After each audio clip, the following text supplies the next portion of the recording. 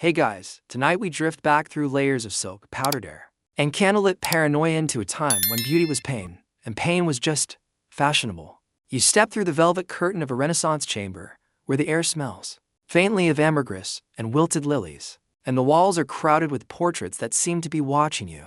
Somewhere beyond a lace canopy bed lies a closed casket not for the dead, but for the living. Inside it sleeps a noblewoman determined to never age, never fade, and never, under any circumstances, let herself be seen in the morning light. And no, you probably won't survive this story with your skincare routine intact. So, before you get comfortable, take a moment to like the video and subscribe, but only if you genuinely enjoy what I do here. Drop your location and local time in the comments. Always love seeing where you're all tuning in from. Now, dim the lights, maybe turn on a fan for that soft background and let's ease into tonight's journey together. You're not exactly sure how you were invited, but here you are in the private salon of a French noblewoman whose name everyone knows, but few dare speak aloud. The doors close behind you with an audible sigh. The tapestries on the wall aren't just decorative, they muffle every sound. Someone's obsessed with silence here. And, judging by the cluster of snuffed candles in the corner and the strict absence of mirrors, someone's also obsessed with time, or more precisely, avoiding its effects. The maid ushers you in, her hands covered in kid gloves soaked with what she calls bat milk tonic. You don't ask questions. You just watch as she dips the corners of a lace handkerchief into a dark vial and whispers, "Madam, insist on staying cool to the touch." You're told to sit. The chair is brocade, the cushion oddly cold. Across from you is a high back seat with no one in it, or so you think until the shadows shift, and a figure emerges. She's still as a marble statue, her cheeks powdered to a ghostly bloom, and her hair styled into an impossibly vertical arrangement of curls, ribbons, and tiny fake birds. Her eyes don't meet yours. Instead, she stares into some middle distance as if watching her own legend unfold. You try to speak, but she lifts a single gloved finger. "You are here to observe," she says, "not to age." This is the first lesson. She doesn't believe in ordinary time.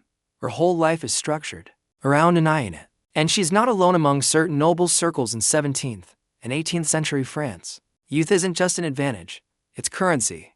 You wrinkle, you fall, you pale, you rise. And Madame, our host tonight, has made an art of both. Historians still argue whether the woman known as Madame de la Morte was born with that name, or earned it through gossip. What's more likely is that she acquired her nickname when her rivals discovered her strange nightly habit, sleeping in what could only be described as a satin-lined coffin. Well, not a coffin, she'd say, a preservation chamber. A bed designed to mimic the restful stillness of death without actually surrendering to it. Kind of like cryotherapy, but make it velvet and vaguely cursed. There's one confirmed record of the contraption, sketched by a visiting Bavarian ambassador. It shows a box-like structure 4 feet wide, 6 feet long, about 3 feet deep with retractable lids, air holes laced with rosewater sachets, and a padded headdress shaped like a skull. And yes, she actually used it. She claimed the box blocked out the corrupting rays of the moon, which she insisted caused skin to yellow prematurely. Some of her contemporaries backed her up, writing lengthy letters about lunar decay and feminine virtue. Others said she'd simply lost her mind after a failed love affair with a court composer, who vanished under mysterious circumstances. Your guess is as good as theirs, but what's undeniable is that Madame's beauty was legendary. She never appeared in daylight without a wide-brimmed veil. She never smiled in portraits smiling Cuz's lines, and her skin had that unsettling porcelain stillness, like something carved rather than grown. The fringed tippet, one of her surviving fans, is embroidered not with flowers, but with tiny anatomical diagrams of the human face muscles, veins, tension points painted in gold ink. She studied herself the way a scientist might study a frog, except frogs get to be free-range. You, apparently, do not. As you listen to her describe her rejuvenation hours midnight to 4 a.m., precisely, you realize this isn't just vanity. It's a lifestyle. She eats chilled grapes while lying flat, so gravity doesn't pull at her jawline. She speaks in low tones to avoid throat strain. She drinks from a silver straw to keep her lips evenly shaped. You once thought self-care meant bubble baths. This woman is doing a full Renaissance-level performance of death just to stay beautiful. And yet, somehow, you can't look away. There's a calm to it, an eerie, meticulous calm. Her world is stripped of unpredictability. Everything is curated, every scent frankincense, violet root, musk is chosen to lull her body into stillness. Every moment of stimulation is measured and portioned, like some kind of strange monasticism in lace. Historians still argue whether her lifestyle was the product of obsession, medical delusion, or savvy active protest. After all, if women's value was tied to beauty and beauty was tied to youth, what better way to rebel than to live as though time had no claim on you? The truth is likely a mix of all three, but in this moment, as the candle burns low in her, maid moves her gloved hands with rose gel, you start to feel drowsy. Maybe it's the scent, maybe it's the stillness, or maybe it's the sense that in this room, everything has been waiting for centuries. Even you. You stir in your seat, or at least, you think you do because time's beginning to bend in this strange chamber. The curtains haven't moved. The candle is exactly where it was.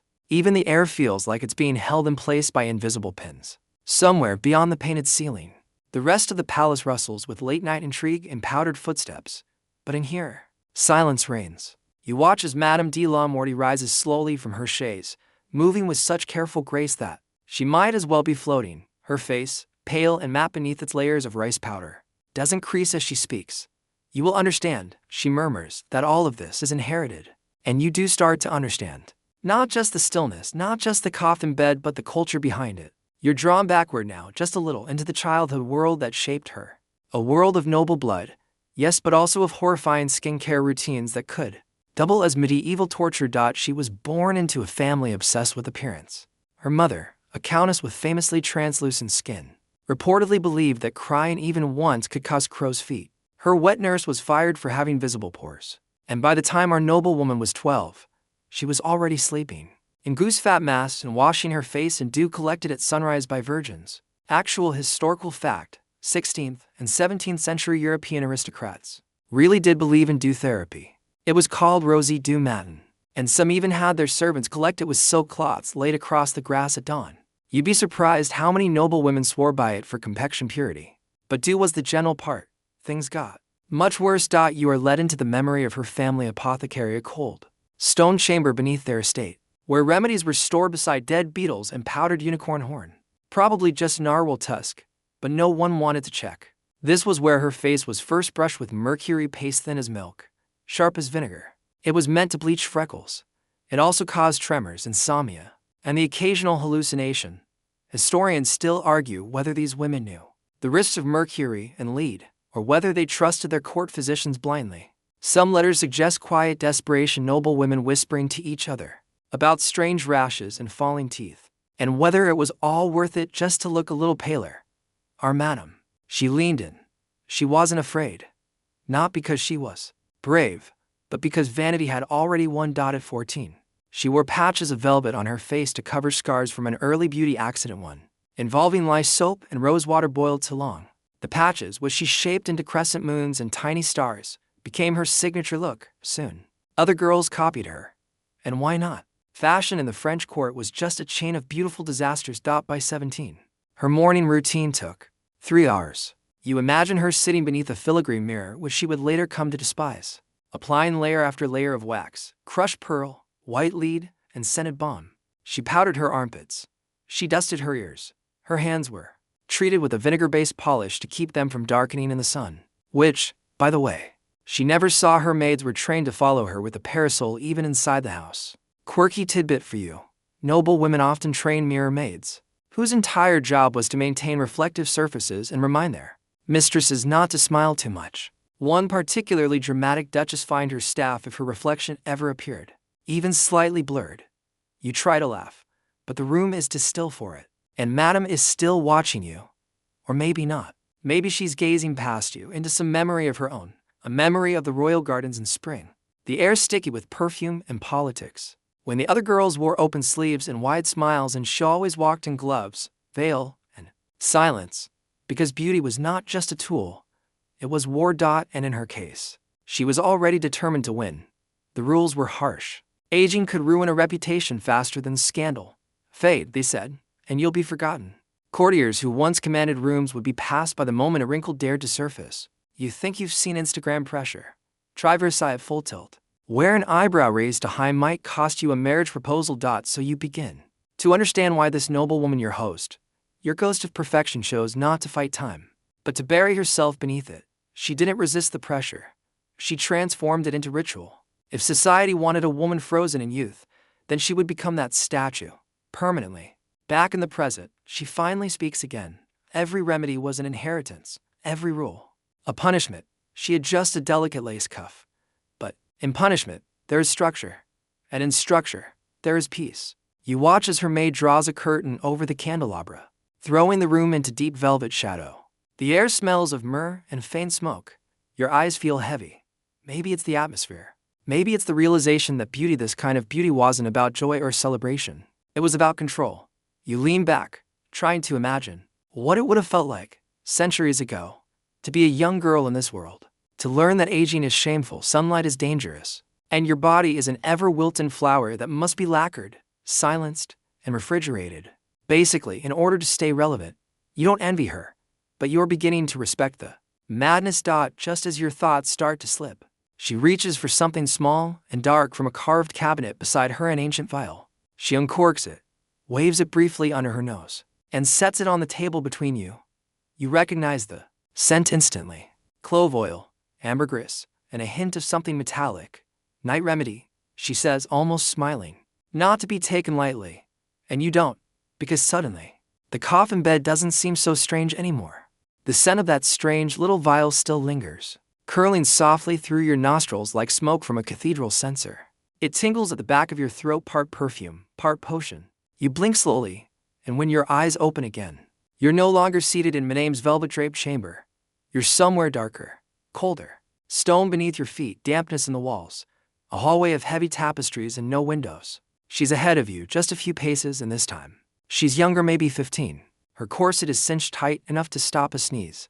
A powdered wig rests precariously on her head, its curls stiff with pomade and possibly home to a few residents. You're following her through the servant corridors of her family's estate. Long past midnight. Where is she going? Dressed in full court attire, eyes locked forward like a soldier heading to war. The answer comes with a sudden stop, a door.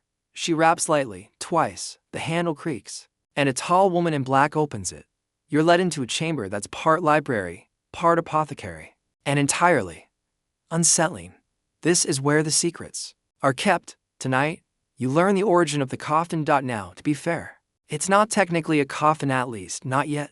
It's a wellness chamber. Or so the pamphlet says, a slim wooden box, velvet lined, designed to restrict movement during sleep, to maintain posture, minimize wrinkles, and preserve the curve of the neck. The kind of curve painters loved, the kind that whispered aristocracy. These were real things. By the way, noblewomen in the 17th and 18th centuries used narrow beds, boards, and face cages to train their bodies during rest. Some even wore steel collars to sleep. The goal was to rise each morning with skin uncreased and hair undisturbed. Like a wax figure left untouched by time, you watch as the young madam lies down inside. The lid is not closed. Not yet. That part, she does herself later, once she's alone. But it begins here in this room, with this box.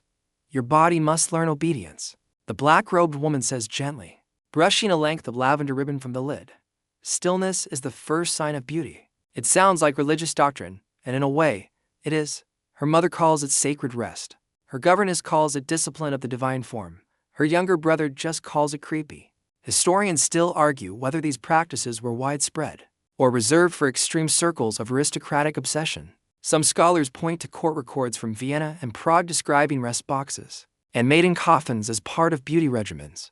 Others dismiss them as rare eccentricities exaggerated by later writers. Either way, your host took it seriously. In the shadows of the room, your fingers brush against one of the apothecary shelves. Tiny glass jars with slanted labels. One reads, Pulvis ad noctem night powder. Another is simply marked with a swan. That one smells like crushed rose petals and a vinegar.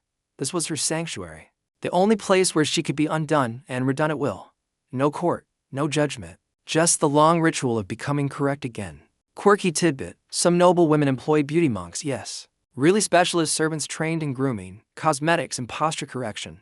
These men and women often live semi-cloistered lives, focused entirely on maintaining the lady's appearance. Our madam had one. His name was Baptiste. He once sewed silk into the cuffs of her gloves so her wrist wouldn't chafe from overuse.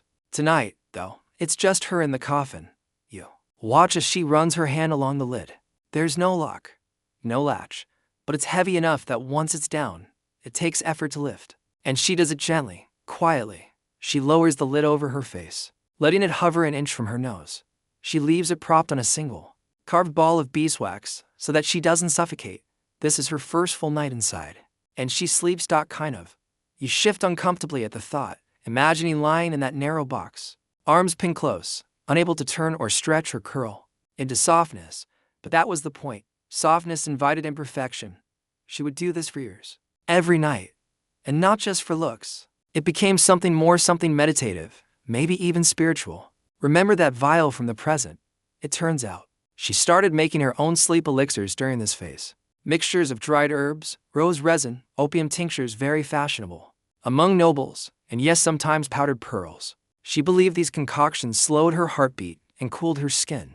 And she wasn't entirely wrong. Some ingredients likely did lower blood pressure and body temperature. Others were pure theater. A few, frankly, could have killed her. You float back to the present for a moment, just in time to see the older madam place that same vial back on its shelf. She sees you watching and says, simply, when you sleep like a statue, you wake like a queen. You're not sure whether that's terrifying or inspiring, but it explains a lot. Because for her, this wasn't just about avoiding wrinkles. It was about proving something about mastery over flesh, about rising above the limits of the body. While others aged, while others cracked and crumbled, she would stay composed, locked in place, suspended in velvet. Outside, you hear the distant toll of a clock tower bell. You can't tell if it's midnight or dawn. This place folds time like origami. Inside the apothecary, she lights a small lamp and holds it near her reflection in a brass plate. The light flickers, softening the sharpness of her jaw, but her eyes remain focused, steady. Stillness, as she learned, is not just about the body. It's about the mind. The lamp sputters slightly and then steadies. She turns to you and says, "Come. There's more I need to show you." You hesitate just a second, and then you follow, because you've begun to understand what kind of person chooses to sleep in a coffin, and what kind of world makes that choice seem logical. The corridor beyond the apothecary stretches longer than it should.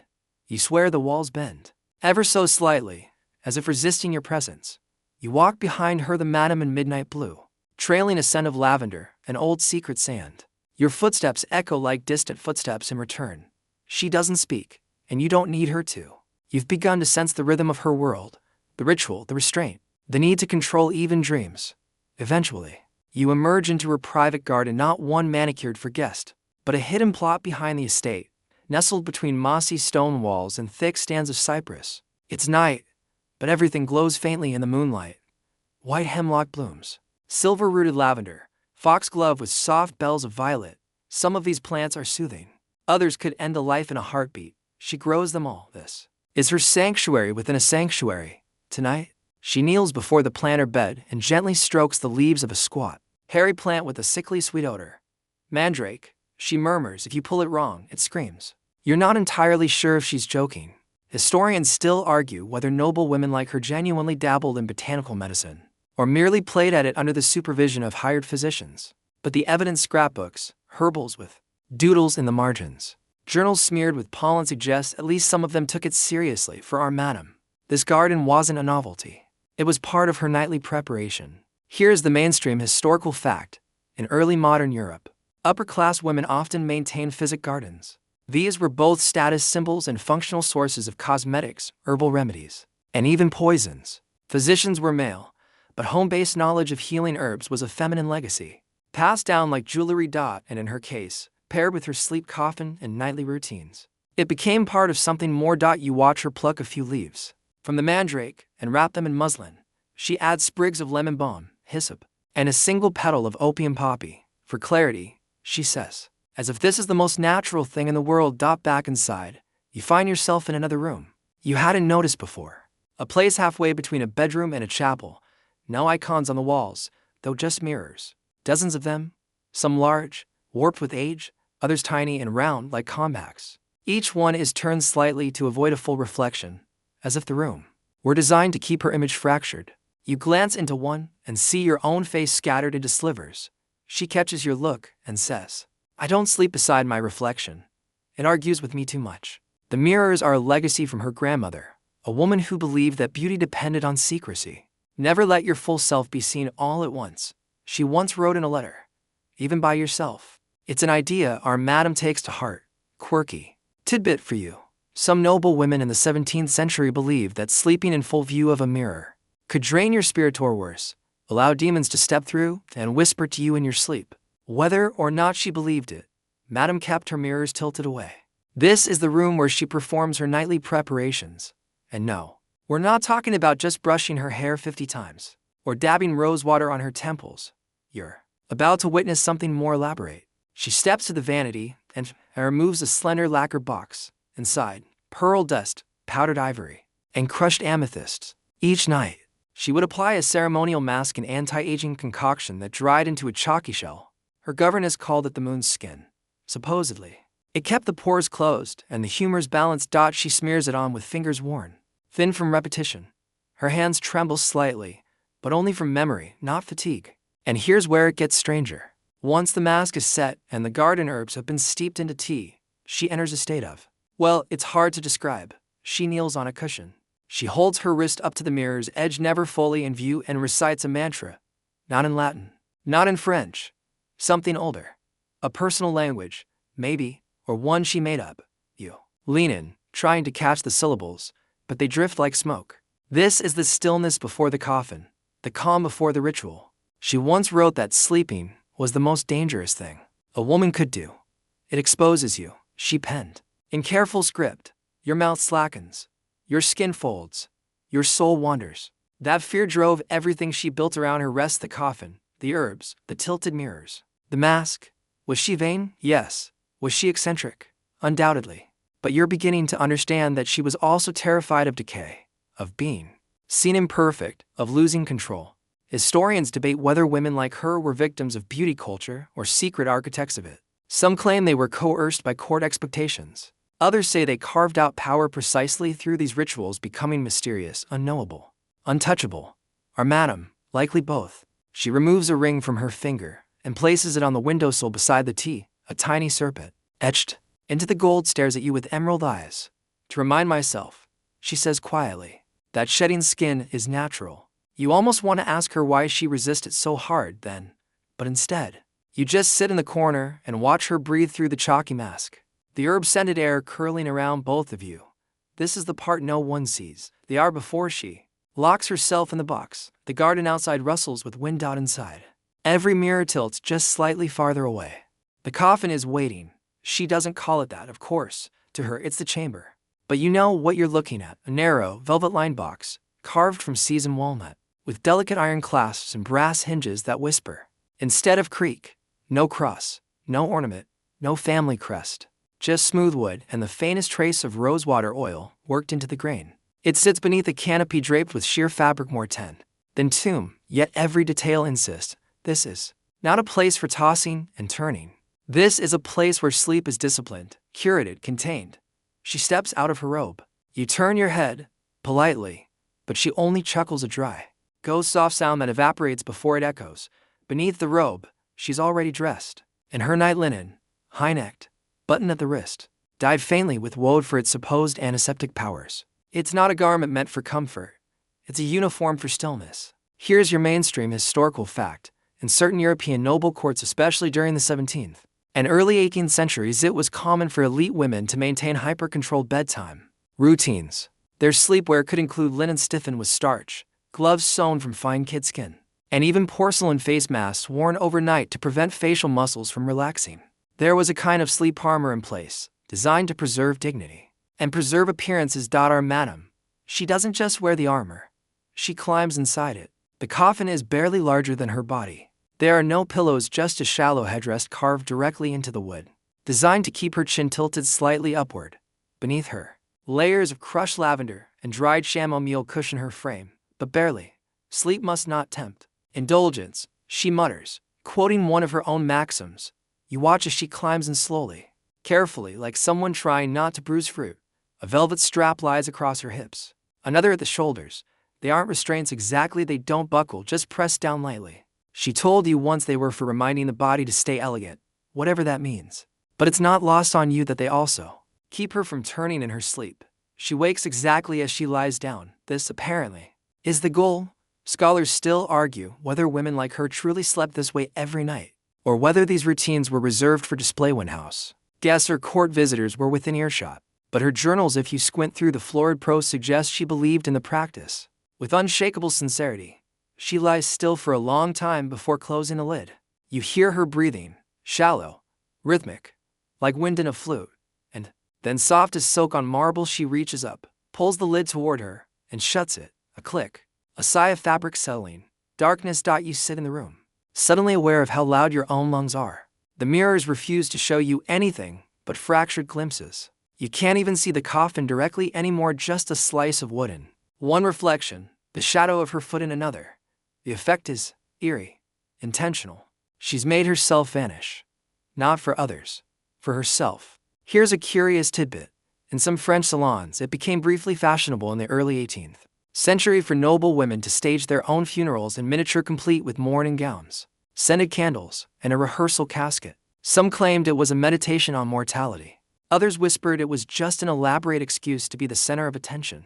Our madam didn't need the pageantry. She built her funeral into her nightly ritual. You'd think lying inside a wooden box with no room to stretch might invite panic. But to her, it brings the opposite. The enclosure, the stillness, the total lack of motion. It calms her. The body untroubled, she once said, gives the soul time to rehearse. Rehearse for what? You asked. She smiled, didn't answer. You inch closer to the coffin. You don't open it. That would feel like breaking something sacred. But you do listen. The breathing has slowed. There's a faint scent of her garden still lingering in the room, hyssop, dried rose, and that hint of mandrake. You can almost see the herbs stitched into the sachets lining the interior. One for sleep, one for youth, one, perhaps, for dreams. There's a sketchbook near her vanity.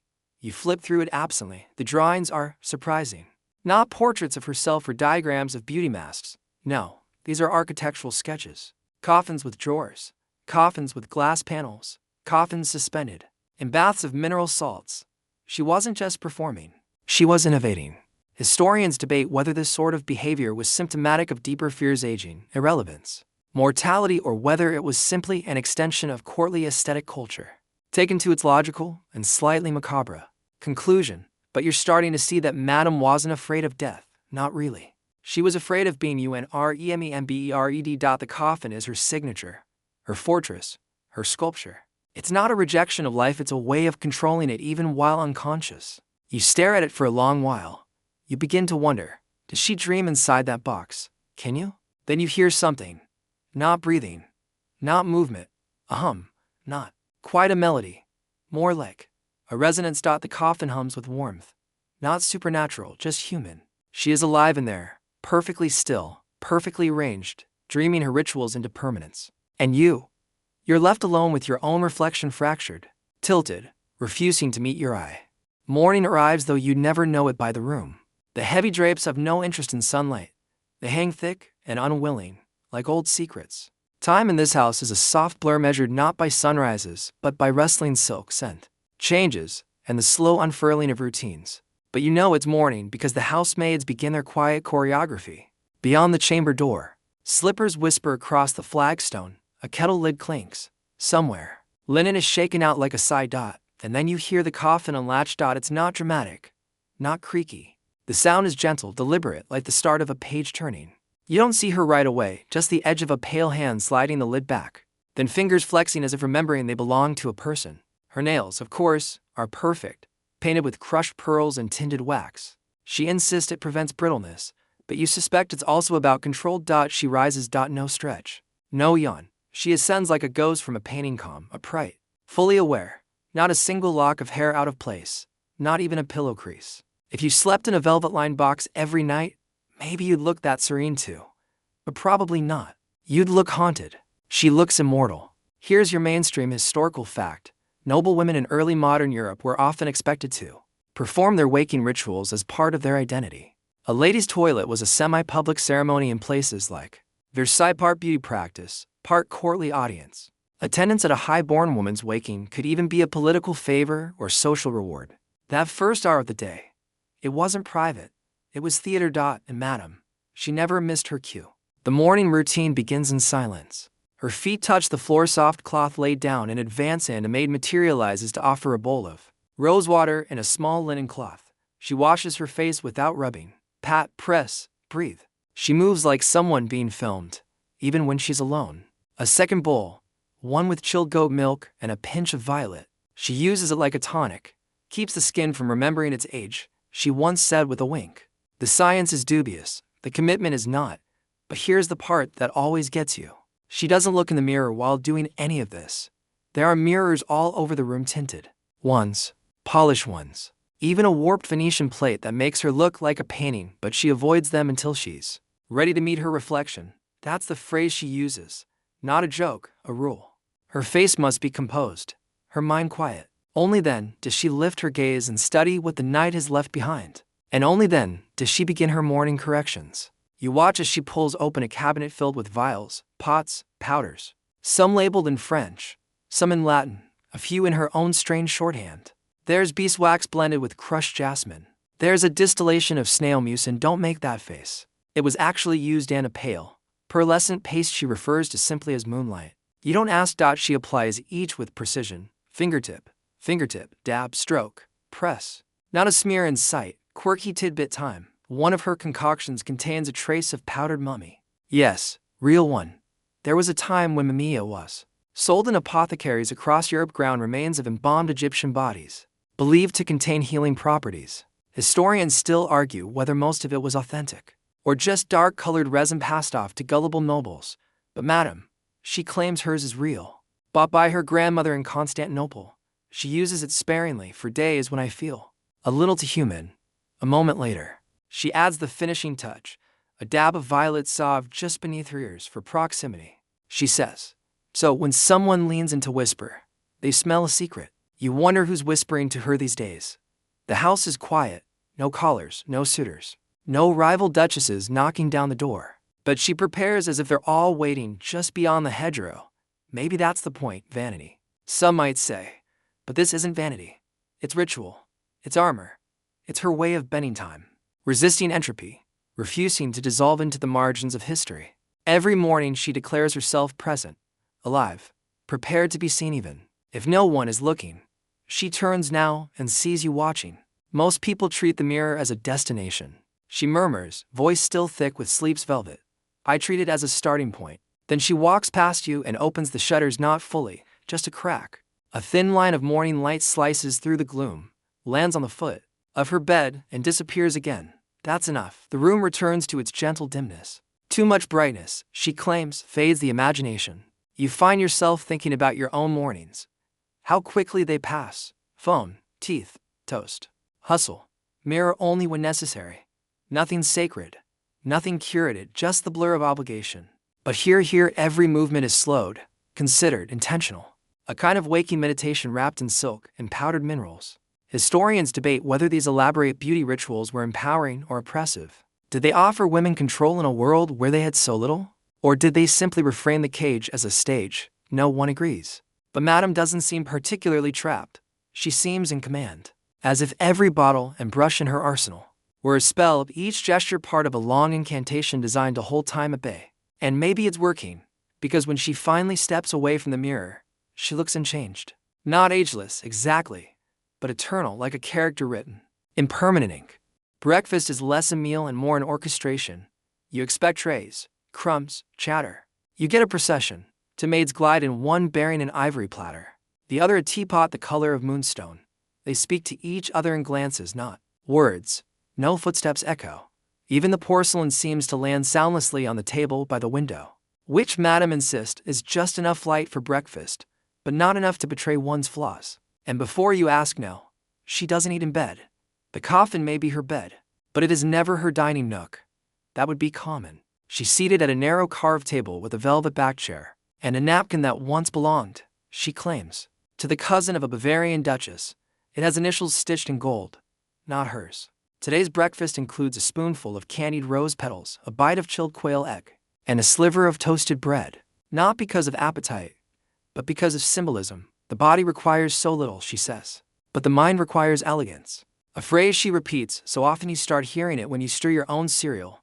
Here's a solid, historical fact to gnaw on while she arranges her cutlery. Early modern noblewomen often adopted fasting, or highly ritualized eating, not only as health practices, but as spiritual performances. Some women of the 15th, 17th centuries consumed practically nothing except tiny bits of sugar, or fruit, claiming purity, modesty, or saint-like devotion.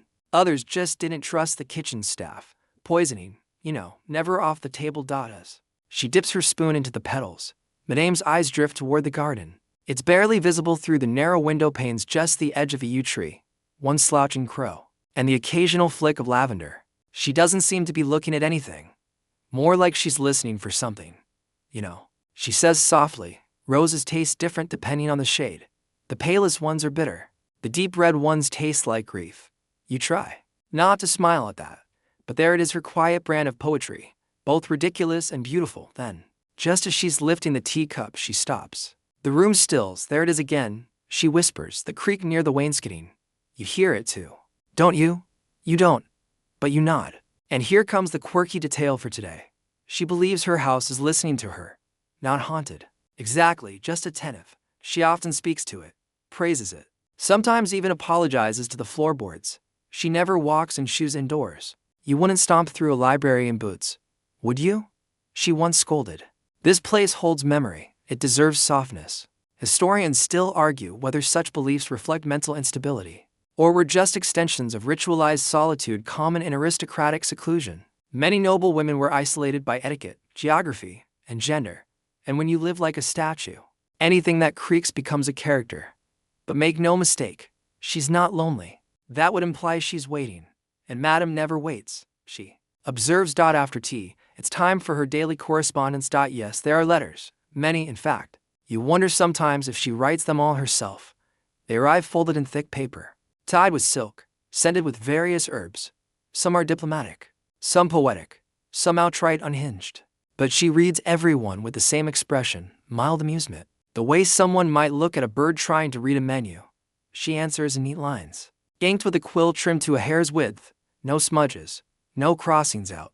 You peek once and see her writing a response to a man named Henrik who apparently asked whether immortality was worth the boredom. She writes, Dear Henrik, boredom is for the uncurious. I've lived 41 lives and still find my ankles endlessly fascinating. Yours impatience. And the flourish. Wax seal, pressed out by now. You're convinced she's more than human. Not a vampire, no. Too cliché. Not a witch to blunt. Something older. Something theatrical and eerie in kind. Someone who has chosen to live like myth instead of fading into biography. After the letters, she stands, stretching her arms slowly, not for effect, but because she's preparing. She says there's one task she cannot avoid, even on her softest days. Inventory. In the next room, a narrow gallery she calls the closet of forgettings. There are shelves and drawers and cabinets that reach the ceiling. You step in behind her and immediately feel like you've walked into someone's meticulously curated afterlife. There's a drawer labeled things that once sparked rage. Inside, a cracked hair comb, a dried plum pit, and a tiny lead soldier. You don't ask. Another cabinet holds pairs of gloves, each tagged with a man's name and a date. She strokes one, smiles faintly, and moves on. And yes, there is an entire drawer of mirrors, all broken. I keep them, she says lightly, because they once served. Then, we are not obliged to love our tools forever. This room is her museum, her secret, not a display of vanity, but of evolution. Every object is a breadcrumb back to someone she used to be. A lady of the Nevers court, a bored countess in Prague, a dancer who married poorly, a recluse who faked her death. You ask how old she is once, half joking. She says, old enough to remember powdered wigs the first time round, but you never press. Because deep down, you think you don't want to know. By the time the sun has climbed to its reluctant zenith, never harsh, always filtered through gauze-curtained windows and cloudy panes, she has already disappeared into the West Wing. You follow, of course, quietly. As always, this part of the house has no name. She doesn't call it the study or the library or the salon. She just gestures and walks. The walls are lined with books and shades of bruised leather, parchment and dust. No titles, no organization. The air smells of wax, fennel, and whatever Olding dreams of in its retirement. She sinks into a high-backed chair, rests her chin on one gloved finger, and begins to read. Not aloud, not for you, but she flips pages with the reverence of someone peeling centuries apart. You sit nearby, too drowsy to follow, but too spellbound to leave. Eventually, she lifts her eyes and says, You know what the word nostalgia meant when it was first coined? You blink, shake your head. It was a medical condition, like homesickness so bad you might die from it. Soldiers in the Alps would hallucinate their mother's cooking and throw themselves off cliffs. That's your mainstream historical fact, by the way. In the 17th century, nostalgia was considered a diagnosable illness, often in Swiss soldiers posted abroad. One doctor prescribed leeches, another warm milk. No one suggested just going home. Madame turns back to her book. You notice she doesn't wear glasses. Her eyesight apparently hasn't aged. Or maybe she just memorized every page before the ink dried. Hard to say. Eventually, she drifts into a store, not the one in her hands, but the one waiting in her throat. I once spent a winter in a monastery in Dalmatia. She begins, pretending to be mute. It was the only way they let me stay. I copied manuscripts by moonlight and invented a whole new language out of margin doodles. You believe her. Even the part about the language. She claims to still dream in it sometimes, but she never writes it down. There's a pause while she watches dust drift through the light. She smiles faintly and murmurs, nothing in the world is quieter than a book no one remembers. Then comes today's quirky tidbit. She owns a chess set made from bones allegedly human. A gift, she says, from a man who once tried to trap death in a mirror. It didn't work, obviously, but I did win 3 out of 5 matches. You ask where the chess set is now. She just says, buried in a garden. Not this one. She sighs. Closes the book. Stands. You need to see the attic, she says suddenly. No context. No warning. And with that, she's gone, sweeping up the stairs without looking back. The attic is nothing like you imagined. It's warm, dusty, sure. Webbed, yes, but it smells like cedar and citrus peel. There's a thick rug underfoot, a small writing desk in the corner, and dozens of jars, lining the walls, each filled with odd things. Moth wings, pebbles, broken watch faces, strands of hair. One jar has a single coin and a folded scrap of silk. Another contains a perfect fossil of a leaf. You realize she's made her own archive. Not of events, but of feelings. Little containers. Of memory too specific to catalog but too dear to discard. She picks up a jar and holds it to the light. This one, she says, was a Sunday in 1821. I was in love with a violinist. He hated oranges, but I kept feeding him candy peeled just to watch him flinch politely. She places it back without a trace of irony. There's no performance here. No wink. Just a woman speaking fluently in symbols, like she never unlearned the grammar of myth. Historians still argue whether women like her, eccentric recluses, aristocratic collectors, ladies of leisure gone spectral, were genuinely mystical or simply byproducts of wealth and loneliness. But when you're in her attic, surrounded by time embalmed in glass, the debate feels distant and irrelevant. She sits at the desk, picks up a sheet of paper, and begins to write, not a letter this time, but a list. You lean in and see things I thought would ruin me. Things that did. Things that didn't. She doesn't finish it. Just caps the ink, folds the page, and tucks it beneath a candle that's never burned. Then, to your surprise, she gestures to a large trunk in the corner. Go on, she says. You may open it. You hesitate. Of course you do. But curiosity always wins in houses like this. Inside the trunk, velvet gowns, folded neatly. One embroidered with stars, another with tiny stitched eyes. And at the very bottom, a pair of children's shoes. Too small even for a doll. Madame says nothing, but her face stills. Some memories, she murmurs, don't need to be curated, only protected. She stands, straightens her cuffs, nods toward the stairwell. It's time for the walk. You don't know what that means yet, but you follow anyway, because by now, if she said the moon was only full because she asked nicely, you believe her. You trail behind her through a narrow hallway you could have sworn didn't exist yesterday. The wallpaper here peels in swirling patterns, half ivy, half smoke. At the end of the corridor, a narrow iron key already sits in the lock, though neither of you brought it. She opens the door with the reverence of someone unsealing a tomb. Not a grim one, though. A fun one. There's fresh air waiting behind it, a thin, pine-sweet breeze that doesn't match anything outside the manor. And yet, you step through. You're in a garden. Not the one you passed earlier, not the carefully clipped rose maze or the herb beds she tends with tweezers. This is a wilder place, a sunken courtyard encircled by hedgerows, shaded by ash trees too old to lean anymore. A stone path winds through moss and gravel, past clusters of statuary that range from the delicate to the grotesque. One figure has 3 faces, another holds its own ribs like a bouquet. I walk this path once a day, she says, to remember what I've buried here. You look down at the ground. The moss twitches slightly beneath your feet. You're not sure if it's the wind or something less metaphorical. One mainstream historical fact here. 17th century noble estates often included symbolic memento. More garden spaces filled with skull-shaped stones, crumbling urns, and allegorical sculptures. Wealthy women were especially drawn to their somber charm. You didn't just grow herbs in these gardens. You grew your capacity for sorrow. She walks slowly, as if each turn of the path unlocks something. She points out a sundial that only cast a shadow at dusk, made by a man who couldn't tell time but insisted on measuring it anyway. And there's a tree with a single iron nail hammered deep into its trunk. He told me he loved me. I didn't answer. This was the compromise. It's not quite clear whether she means a literal he or an idea of one. You're too deep in her world now to demand footnotes. You pass a low marble bench stained with red lichen. On it sits a closed book sealed in wax.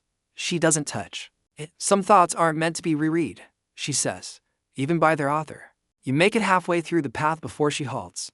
Would you like to see it? She asks. Not waiting for a reply, she stoops and lifts a latch disguised as part of the stonework. A panel of earth rises on unseen hinges, revealing a stairwell cobwebbed and cracked, but stable. Come, she says softly. I want you to see what devotion really looks like. This is where today's fringe tidbit arrives, and some forgotten. Noble houses, there were literal devotional chambers buried beneath gardens. Not crypts, rooms where women retreated for hours, even days, to contemplate mortality loss, or God, or all three. Many were sealed after their owners' deaths, never officially recorded. The air grows cooler as you descend, damp, but oddly perfumed. A blend of camphor, rosewood, and something faintly coppery dot at the base of the steps. There's a single room, round, windowless, candlelit. Shelves line the walls, crammed with objects. A child's spoon, a melted comb, a snuffed candle. A stone shaped like a heart, not carved, just shaped that way. And in the center, a glass coffin. Empty dot, or you think it's empty, but the light bends oddly over it. You're not sure if it's the glass or something inside it. You can't quite focus on dot. She approaches it and rests one gloved hand on the lid. I slept here once, she says, voice gentle. For a month. I wanted to see what love looked like from the other side. You try not to shiver. Historians still argue whether women like her ever actually slept in coffins, or whether it's all legend, romanticized post-mortem. But standing here, you don't care. She did. Or at least believes she did. Which is functionally the same thing in her world. She turns to you. Then, serious now. There is beauty in decay, she says. Not the rot, not the ruin, but the shape of something. When it's finished pretending, the candles flicker, though there's no breeze. Her shadow shifts slightly, like it's not entirely her own. She leads you back up the stairs without another word, back into the green hush of the garden, and slowly along the path to the manor. You notice something you didn't see before. Little metal tags near the roots of certain trees. They're inscribed with dates, not names. Some are centuries old. One is dated to days from now. You don't ask. Neither does she. Back inside, she peels off her gloves with great care and lays them on a dish. Tea, she offers, as if you haven't just walked through a portal into a curated haunting. You nod. She smiles faintly. Don't worry. I only use the arsenic blend for Wednesdays. You laugh. You think it's a joke, but you don't ask. The tea is served in mismatched porcelain. One cup has a chip that's been gilded over with gold, in the Japanese kintsugi style. It glints under the low light like a scar that refuses to apologize. You cradle it carefully. The tea smells like rosemary and dried fruit, with a sharp tang that reminds you faintly of ink. She doesn't explain what's in it. You don't ask. That seems to be a recurring pattern in this house. Curiosity, followed by discretion. She sits across from you, at the long, narrow table in the blue parlor. Neither of you speaks for a while. The ticking of a clock, a real one this time, echoes softly from somewhere behind the velvet drapes. Beauty, she says finally, is not about preservation. It's about endurance. Her voice is quieter now, like it's been steeped along with the tea. Preservation is for fruit and dead kings. You sip. It tastes like memory. This moment, this gentle tension, seems to hover in some surreal in-between. So, she breaks it by standing up and retrieving a book. Not just any book, a thick, hand-bound volume that creaks when she opens it. The pages are parchment, not paper. Each one filled with botanical sketches and sepia ink, interspersed with formulas and notations in a looping, spidery hand. This was my great-grandmother's, she says, laying it before you. They called her La Belle Fantine. She never left the house after her engagement was broken except to walk barefoot in thunderstorms. You trace a finger along a drawing of Belladonna, carefully inked and labeled in Latin. There are notes in the margins, some scientific, some philosophical. One reads simply, he stopped writing, I stopped breathing. Mainstream fact. Wealthy women in the 17th and 18th centuries were often amateur botanists. It was one of the few intellectual pursuits considered ladylike, and many kept detailed herbals, recording both medical uses and personal reflections. Some of these still survive, small windows into the secret inner lives of women who weren't supposed to think too deeply or feel too strongly. Fringe tidbit time. A handful of these botanical books were believed to be cursed or enchanted. One 18th century French noblewoman supposedly passed her herbal down through 7 generations, each inheritor dying mysteriously within a year of receiving it. The book is now lost, or perhaps simply waiting. She flips to a pressed flower, perfectly preserved with a handwritten caption. This was the last thing he touched. You don't ask who he was. You've learned better by now. Do you know why I started sleeping in the coffin? She asks, her tone now conversational, as if you're discussing rain forecast or tea preferences. You shake your head. It wasn't fear of death, it was fatigue. I was tired of waiting for letters, for lovers, for the skin to stop betraying me. I thought, maybe if I stopped pretending I wasn't fading, the mirror would be kinder. You think about that for a while. She offers you a quill. Write something, she says. A word, a memory, anything you'd like to keep long after it should have disappeared. You hesitate, then write a single word on the bottom of the blank page. Still, she nods like she understands. You close the book together, and she carefully returns it to its drawer, a velvet-lined case shaped like a coffin itself. Some things only bloom when buried, she says, almost wistfully. Historians still argue whether noble women who lived this way, locked in memory, wrapped in ritual, were tragic figures or empowered ones. Some call them eccentric spinsters. Others say they carved a sanctuary from a world that offered them no voice. You're starting to think it's both. She leads you next into what she calls the dressing vault, not a closet. A vault. It's dimly lit by oil lamps, and the scent here is intoxicating. Jasmine oil, old silk, candle smoke, the faint iron tang of antique jewelry. The room is lined with towering wardrobes, each one housing a single outfit displayed like a relic. Gowns of velvet and brocade, gloves so delicate they seem painted on air, shoes embroidered with thread finer than hair. These are not costumes, she says. They are memories folded into shape. She points to one gown, deep burgundy, trimmed in jet beading. This one's for betrayals. Another, soft gray with a tulle veil. That's the one I wear when I remember him fondly. It's rare. You pass a full-length mirror, draped in lace. She lifts the fabric slowly. You expect to see your reflection. You don't. The mirror shows the room exactly as it is, except you are not in it. Neither is she. You have to earn your place in the mirror, she says. It doesn't show the present, only the past. Sometimes the future. You don't know what to make of that, but something in your chest flutters slightly, like a moth caught behind your ribs. As you leave the vault, she takes a small jar from a shelf, blue glass, sealed with wax, rose ash. She explains, what remains after the petals have burned? I keep a little in every pocket. You nod like that makes perfect sense. And maybe now it does. The corridor beyond the dressing vault is narrower and colder. You can see your breath now, just faintly, like fog on a window pane. She doesn't seem bothered. Her bare feet make no sound as she moves, but yours creak faintly with every step. The walls here are lined not with portraits or tapestries, but with mirrors, dozens of them.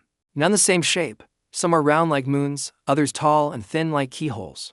They reflect not just you and her, but subtle oddities, flickers of movement that don't quite match your own. You blink, and one mirror shows you frowning when your face is neutral. Another displays her standing still while she walks beside you. You pause in front of a convex mirror with an ornate gold frame, shaped like thorns. In it, your eyes seem darker, older, tired in a way you hadn't realized you were. This corridor, she murmurs, is for regrets. Her voice floats like dust in candlelight. It shows the versions of you that made different choices. Mainstream historical fact, the European aristocracy, especially during the Renaissance and Baroque periods, were obsessed with mirrors not just for vanity, but as status symbols. A single mirror could cost more than a year's wages for a nobleman. Venice held a monopoly on mirror making for nearly a century, and stealing the secrets of their craftsmen was considered espionage. One fringe belief popular in 17th century. France claimed that too many mirrors in a home could fracture the soul. Women who spent too much time gazing into them were thought to develop melancholia of reflection, a supposedly feminine affliction that blurred memory, time, and identity. You touch the glass of one mirror. It's colder than ice. Inside, the Reflection you see is wearing one of the dresses from the vault of the betrayal one. Her eyes are rimmed in kohl, lips blood red, expression unreadable. She wore that after she poisoned her husband, says your hostess, as casually as someone pointing out where they keep the silverware. Or maybe she didn't. Historians still argue whether it was murder, mercy, or just poor cookery. You let your hand fall. Your fingers leave no print. The hallway ends in a single black door, inlaid with a gold filigree pattern of nightshade vines and tiny crescent moons. She knocks once, and it swings open with a sigh. Inside, a gallery, not of paintings, of faces. Hundreds of wax masks rest in recessed wall niches, each under a small glass dome. Some look startled, others serene, a few are unmistakably weeping. The lighting is low, but each face seems gently lit from within, like a secret glowing softly. These, she says, are my sleeping selves. You glance at her. She's serious. Each mask was made after a particular dream. I sleep, I wake, I sculpt. And then I forget what the dream was. That's the rule. You examine a mask with faint traces of gold leaf across the cheeks. Its lips are parted just slightly, like it's about to whisper. The placard beneath it reads, "The one where I forgave him." Almost. Another is cracked straight through the brow. Beneath it, the tag simply says, "Year of Silence." She leads you to a table in the center of the room, where a fresh slab of wax rests beside sculpting tools and a still burning oil lamp. Would you like to try, she asks. Just close your eyes. Think of a dream you've had more than once. You hesitate, then you do. Your fingers move slowly. The wax is soft but resistant, like memory. You're not sculpting so much as uncovering. When you finish, it's imperfect, lopsided, but familiar. She doesn't critique it, she just nods, and gently places the mask under a dome labeled with today's date. Now it's part of the collection, she says. This, apparently, is the deepest part of the house. There are no more doors, no more mirrors. Just a tall grandfather clock with no hands and a spiral staircase descending into a quiet that hums in your teeth. She doesn't invite you to go further. Not yet. You sit together on the cold tile floor of the gallery, backs against the wall, legs outstretched. She offers you a chocolate from a silver tin. My one remaining vice, she says with a smirk. Besides melancholy, the chocolate tastes like orange blossom and salt. You don't ask why. You wonder aloud how long she's been here. How long she's lived this life. She shrugs. Time behaves strangely in this house. The first few years took forever. The last few disappeared. Then she looks at you, and for a moment, her expression shifts just slightly. It's not sadness exactly, but something gentler, like dust settling on a windowsill. You're one of the few who hasn't asked to leave. You hadn't noticed until now. But it's true. She doesn't smile. Not exactly. But something in her posture softens. Tomorrow, she says, I'll show you the place I keep all the letters I never sent. And just like that, the masks all seem to turn slightly toward you as if listening in. The lights dim, the gallery hushes, and you follow her silently back through the mirror corridor, where your reflection still won't meet your eyes. You awaken, if that's the right word, sometime later, in a room that smells of lavender and old letters. The blanket tucked around your shoulders is soft as moth wings. She's already gone. But a note rests on your chest, in handwriting so precise it looks printed. Come find me in the solarium. Bring nothing but your hands. The hallway is quiet as you walk. Every candle burns low, like it's been waiting patiently for you to stir. The air is warm today, or less cold. You pass the mirror corridor again, and this time, every reflection looks a little older, a little wiser. One is laughing softly, like it just heard a private joke. The solarium is at the edge of the house, tucked beneath an arched glass roof that moans faintly in the wind. Ivy spills across the panes like veins, and moss creeps between the marble tiles. Actual sunlight filters in. She's standing among the greenery in a long gray robe, sleeves rolled up, brushing dust from the spines of ancient books. Stacked on a wicker table today, she says without turning, we are writing letters. You settle into the opposite chair. The parchment is already set out. Ink bottles in shades of dusk and copper. Quills softened with wear. She hands you a blank sheet. These, she explains, are letters we never intend to send. You may write to anyone, or no one, living, dead, or entirely imaginary. Mainstream historical fact, aristocratic women in the 17th and 18th centuries were often prolific letter writers. Their correspondence served as both political diplomacy and emotional lifeline, one of the few outlets for direct expression in lives otherwise scripted. Some noblewomen wrote hundreds of letters a year, yet never saw the people they addressed. She dips her quill, pauses, then begins writing with delicate restraint. You hesitate over your page. Who do you address? a friend you lost touch with, the version of yourself that once believed you'd never be afraid. You write slowly. The words come like wind through keyholes. You don't sign it. When you finish, she's watching you with that same unreadable softness. Now fold it, she says. Seal it with wax, and come with me. She leads you down a spiral stair hidden behind a bookshelf covered in ceramic birds. The passage smells faintly of ash and cloves dot at the bottom, a room made entirely of drawers. Thousands of them. It looks like a forest of card catalogs, all worn smooth with use. A ladder on wheels glides along the wall. The drawers are unlabeled. But she seems to know exactly where she's going. She opens one chest-high drawer. It's full of folded letters, not arranged, just resting gently together like the softest archive. This is mine, she says. My heart's junk drawer. She places her letter on top, then gestures for you to add yours. You do.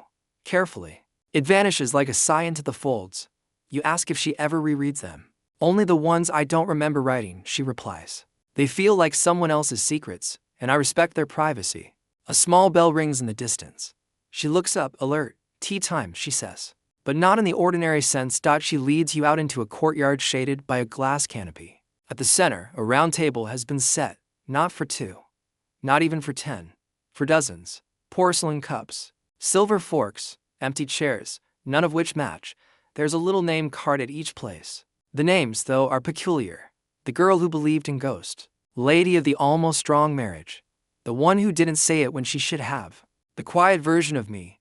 These, she says, are the selves I entertain most often. She pours 2 cups of tea, one for you, and one for a seat marked the self who waits. She sips from hers, nodding at your silence. Quirky fact.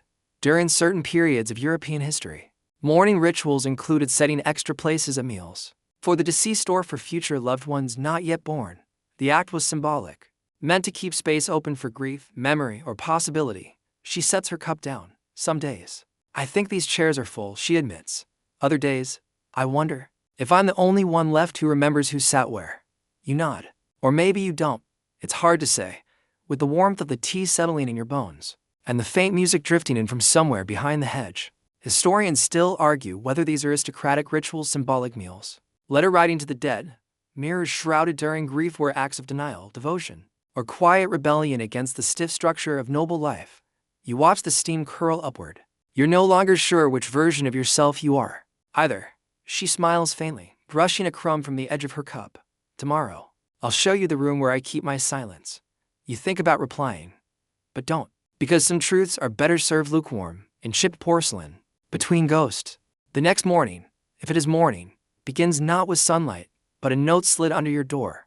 It reads, "Where's something with pockets?" That's it. So, you do, though it takes rummaging through one of her enormous carved wardrobes to find anything remotely practical. You settle on a heavy velvet coat the color of dry plum, with deep pockets that make you feel like you're smuggling secrets. She's waiting for you in the courtyard, hairpin with a black ribbon, holding a ring of keys. Come on, she says, we're going downstairs.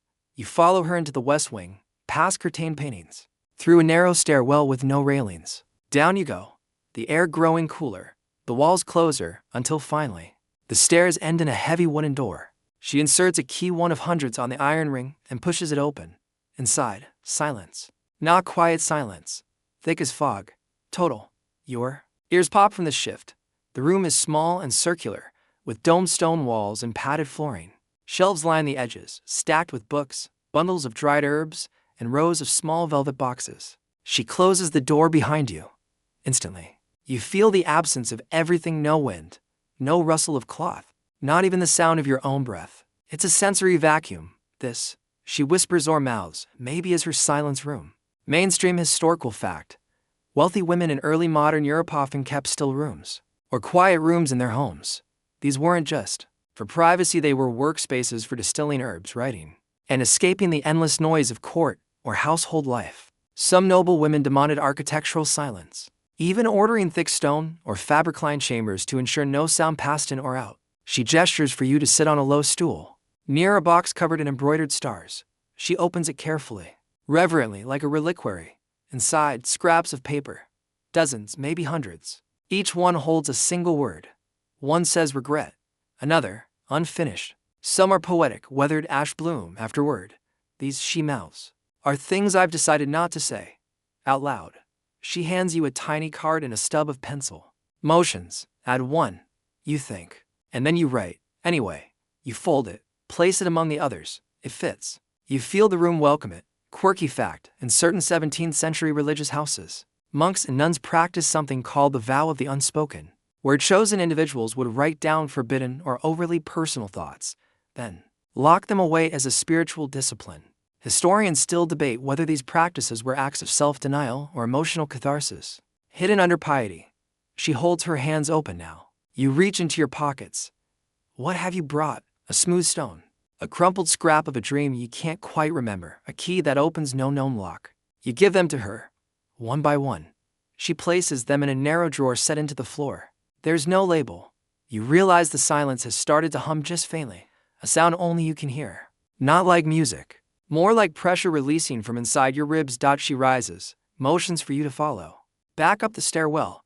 You emerge blinking into the hallway again, as though it's a second rebirth. Now, she says the opposite. She means the attic. So up you go, spiraling to the topmost floor, where the ceilings slope like boat heads. The attic is dusty, full of trunks and old lace and stained glass stacked against the wall like oversized tarot cards. She lights a series of small lanterns with practiced ease. This is her noise room. There's a harpsichord missing half its strings, a tin drum with someone's initials carved into the side, marbles and jars, a wind chime made entirely from snapped fan bones. This, she declares, is where I come to make a racket. She invites you to join. Bang something. Yell, break a rule. You hesitate. Then you tip over a small copper pot, and it rings like church bells against the floorboards. She grins, picks up a shattered violin, and drags it across a rusted zither. It screeches like a delighted banshee. For the next 20 minutes, or is it an hour? The two of you make joyful nonsense. You strike pots with spoons, stomp rhythms into dust, shout made-up names at the rafters. It's catharsis disguised as chaos. Eventually, you collapse into a patchwork armchair in the corner, breathing hard, cheeks warm. She plops down beside you. Balance, she says. Every silent thing needs a loud twin. Otherwise, you go brittle. Historians still argue whether noblewomen's eccentricities like soundless rooms, midnight dances, or secret collections were acts of rebellion or simply the result of too much wealth and too few ways to exert control. But maybe that's the wrong question.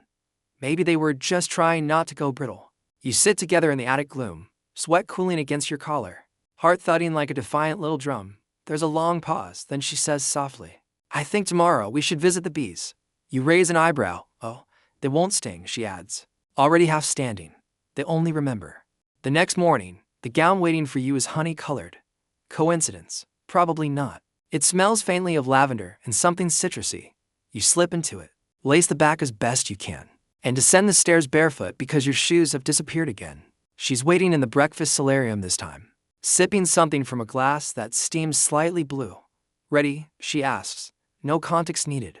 You nod. The walk to the beehives takes longer than expected. Through a small iron gate at the back of the garden, across a crumbling bridge that hums with moss, and into an orchard where the trees bow low enough to brush your shoulders, with fruit-heavy branches, apples like blushes, pears like sleeping teardrops. Eventually, you arrive at a sunlit glade ringed with white stones, where a dozen hives sit like miniature cathedrals. One in carved, some painted with vines or eyes. One has a stained glass window no bigger than a thumbprint. The bees drift in and out lazily, not quite buzzing, more like murmuring. She doesn't wear a veil, doesn't flinch when one lands in her hair. These, she says softly, are the record keepers. Mainstream historical fact in many parts of medieval and early modern Europe. People practiced telling the bees, a tradition where major life events like deaths, births, or marriages were whispered to the hives. It was believed bees could mourn, could carry grief if it was shared. If ignored, they might abandon their keepers or die. You approach one of the hives. The wood is warm, the surface slightly waxy. A bee lands on your sleeve, crawls a lazy spiral, and lifts off again without ceremony. She gestures toward a small wooden bench in the shade. So here's the trick, she says, settling beside you. They don't care about words, but they remember intention. If you sit long enough, they'll remind you of something you forgot. You raise an eyebrow, like, she thinks, that you weren't always tired. That once, someone looked at you and thought you were about to bloom. You don't have a reply to that, so you just listen. After a few minutes, the bees start making a new sound. Not louder, just lower, as if someone whispered backwards. She nods. They've started filing things away. quirky historical tidbit. In 18th century France, one noble family trained their bees to associate certain smells with letters. Lavender meant sorrow. Cinnamon meant joy. They would burn little scent cones near the hive and record which wax cells were used afterward. It was either experimental communication or the slowest mail system in human history.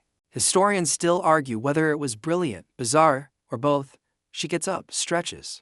Time for the letters, she says. You follow her to a small structure at the edge of the orchard, half greenhouse, half garden shed. Inside, drying herbs hang from strings like sleeping bats. Glass bottles clink quietly on shelves. And there, on a wide wooden table, sits a massive bundle of unsent letters. She starts sorting them casually, like she's folding laundry. Some are tied with black thread, others marked with wax seals or dried flower petals. These, she says, are the ones people were afraid to send. To whom? Doesn't matter. A former lover, a forgotten parent, a version of themselves that no longer exist. She holds one up and reads aloud, not the words, just the name on the front. To the girl I used to be when it rained. She smiles. Poetic, right? Terrible handwriting, though. You run your hand across the pile. Some feel like they're vibrating faintly. Want to write one? She asks, already handing you paper. You stare at the blank page, and you realize it's not for anyone else. Not really. You write a single page. You don't read it over. You fold it once, press it between the petals of an open hydrangea, and hand it to her. She slides it into a drawer marked simply, later. That, she says, is where all the best things live. She opens another drawer. This one is labeled forgiven. Inside, the letters are smaller, torn pages. Some stained with what looks like ink, others with wax or rosewater. She picks up a folded bit of bark and hands it to you. Go on, read it. It says, you didn't know better. That's enough. You hold it a moment longer than you should. Then, she takes it back and returns it to the drawer, as if closing a spell. Historians still argue whether these sorts of practices, letter rituals, mourning customs, symbolic offerings, were genuine coping mechanisms or just cultural performance. But if you've ever written a letter you never sent, folded it tight, and hid it in a book's spine, you already know. The sun has shifted now. Long beams spill through the glass roof like threads of gold syrup. Do you want to burn something? She asks, utterly casual. You blink. I mean ceremonially, she says, or not. You can also just throw things in the lake. Very satisfying. She points to a small brazier near the doorway. But fire makes a better ending. You nod. She gives you a match. You light it. You drop a tiny scrap of parchment into the flame. It curls, darkens, then vanishes in a brief gasp of smoke. She nods again. That one's gone. The smoke rises, twists, vanishes into the air like a ghost was somewhere else to be. She dusts off her hands. One more room, she says. The coffin's been waiting. The hallway to the final chamber feels longer than it should. Each candle on the wall flickers in still air, casting shadows that stretch and retreat as you pass. She walks ahead of you. Quietly now, no commentary or jokes, just the soft hush of her gown brushing the stone. The door at the end isn't ornate, just dark wood, smooth and solid, with a round iron handle. She turns to look at you before opening it. There's a glint in her eye, not warning, not threat, just gravity. You step inside. The room is smaller than expected. Low ceiling, soft candlelight. The walls are covered in pale silk, the color of clotted cream. A thick carpet underfoot muffles every step, so even your breathing sounds louder than it should. And there, in the center of the room, is the coffin. It's not morbid, not ghastly, more like an exquisite antique, carved mahogany, polished until it glows, gilt edging, velvet lining the inside, midnight blue. A silver latch that doesn't lock. It looks inviting, which might be the strangest part. She gestures toward it. Well, you hesitate, because somewhere in your brain, a tiny voice is whispering, what if you don't wake up? She kneels beside the coffin, like a priestess at an altar. This isn't about death, she says softly. It's about memory, the kind that stands instead of fades. Mainstream historical fact, in the 18th century, several European noblewomen, particularly those obsessed with beauty rituals, and memento mori, reportedly commissioned custom-made coffins to sleep in. These weren't deathbeds, but preservation beds, believed to help maintain composure, poise, and a daily reminder of one's impermanence. You run your fingers along the edge. The wood is cool, smooth as skin. A carved rose rests on the corner, petals worn from touch. You inhale slowly. Lie down, she says gently. Don't close the lid. That's only for later. You ease yourself inside. The velvet cradles you. It's more comfortable than most mattresses. Warmer, somehow. You rest your arms at your sides, unsure if you're supposed to cross them like a tomb effigy or just relax. The ceiling above glows amber from the flickering candlelight. She sits beside you, legs tucked beneath her, like someone watching over a sick child or a very old secret. Quirky historical tidbit: in 1769, a Neapolitan countess named Julia della Rover reportedly spent each full moon sleeping in a coffin lined with laurel leaves and powdered pearls. She believed it drew poison from her blood. Historians still argue whether she was genuinely ill, deeply symbolic, or simply theatrical beyond reason. Your breath slows, the faint scent of cedar, a hint of beeswax polish, the hush of the velvet absorbing every creak of muscle. This, she whispers, is where you leave it. You blink. Leave what? The part of yourself you've outgrown, the version that doesn't fit anymore, the one that still winces at echoes. You lie still, and you think of everything you've carried.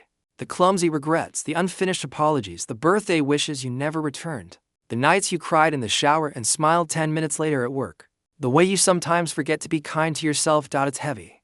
But here, in this stillness, it starts to slide off like a shawl you didn't realize you were wearing. Think of it like exfoliating the soul, she says, smirking. You laugh quietly. She pats your hand. This room doesn't keep pain, she continues, only impressions, like fossils or perfume on an old letter. You close your eyes. She hums something, low and slow. Not quite a melody, more like a vibration the walls remember. I'll leave you here for a moment, she says softly. It works better that way. You don't answer. You don't need to. She rises, her footsteps silent as fog, and the door closes behind her with a whisper. The quiet that follows isn't empty. It's rich, like the hush before snowfall. You breathe in. And with each breath, you feel yourself shedding, not dying, just making room.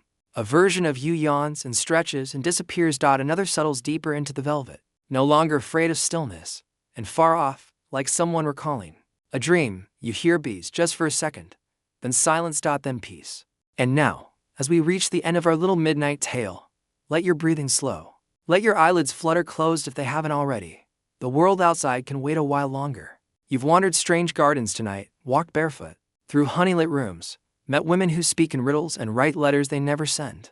You've knelt beside hives that whisper history and slid into a coffin that doesn't want to bury you, but hold you just for a moment while you shed what no longer serves. Let the softness of those velvet walls follow you into sleep now. Imagine the gentle weight of the carved rose under your fingers. Let the scent of beeswax and silk linger behind your eyelids like the last note of a lullaby. There's nothing left to carry. Not tonight. Everything heavy has been laid down, pressed gently into drawers labeled later or forgiven. You don't need to name what you've let go. You only need to breathe. In and out. You're safe. The light is low. The room is warm. The strange woman has gone quiet. Even the bees have gone still. You don't need to understand everything you've seen. You only need to rest. So drift now. Let sleep take you as slowly as dusk touches the edges of a tired sky. And when you wake, may you feel just a little lighter.